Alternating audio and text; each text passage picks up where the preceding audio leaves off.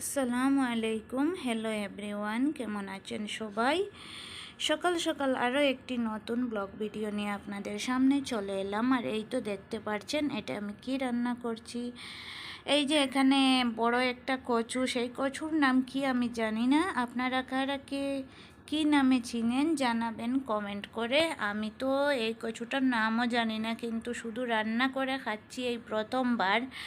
আমি নিজের হাতে রান্না করলাম এই কচুটা। এই যে দেখুন, এই কচুটা আপনারা কারা কী নামে চিনেন একটু কমেন্ট করে জানাবেন। প্রায় 1 কেজির মতো নিয়ে এসেছিলাম। তো এটাকে এখন আমি কেটে ধুয়ে পরিষ্কার করে নিয়েছি। আর এই তো দেখতেই পারছেন অনেক বড় বড় করে পিস দিচ্ছি।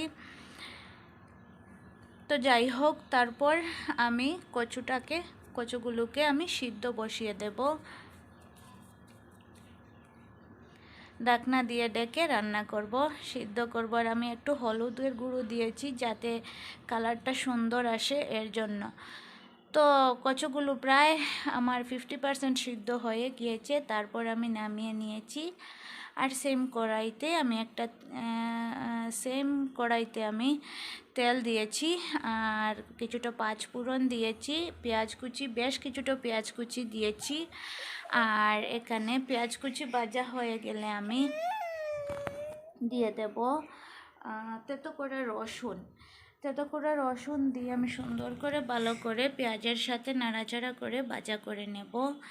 তারপর এখানে দিয়ে দেব আমি লাল মরিচের গুঁড়ো আর হলুদ গুঁড়ো আর সামান্য জিরা গুঁড়ো আর প্রায় 1/2 চামচের মতো ধনিয়া গুঁড়ো দিয়ে আমি আরও কিছুটা পানি দিয়ে মশলাগুলোকে ভালো করে নাড়াচাড়া করে কষিয়ে নেব।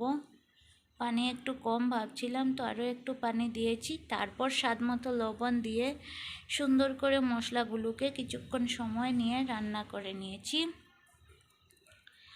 তো মশলা দেখে যখন তেলটা ছেড়ে দেবে, তখন আমি এই তো আমার রেডি করে রাখা কচুগুলোকে দিয়ে দেব। তো দিয়ে আমি সুন্দর করে মশলার সাথে ভালো করে নাড়াচাড়া করব। কিছুক্ষণ সময় নিয়ে নাড়াচাড়া করব যাতে কচুর ভেতরে মশলাগুলো সুন্দর মতো ঢুকে যায়।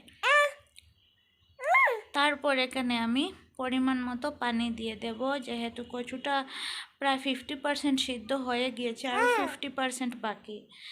তো সেগুলো হওয়ার জন্য আমি আরও কিছুটা পানি দিয়ে আরও কিছুক্ষণ সময় নিয়ে রান্না করেছি। তারপর এখানে আমি দিয়ে দিয়েছি মাছ। তো আমার কাছে 4 পিস মাছ ছিল, তো আমি 4 পিস দিয়েছি। 4 পিস মাছ দিয়ে আমি আরও একটু নাড়াচাড়া করে ঢাকনা দিয়ে ডেকে রান্না করব। আর এতটা মজাদার, এতটাই লোভনীয় হয়েছিল এই কচু রান্নাটা, অসাধারণ।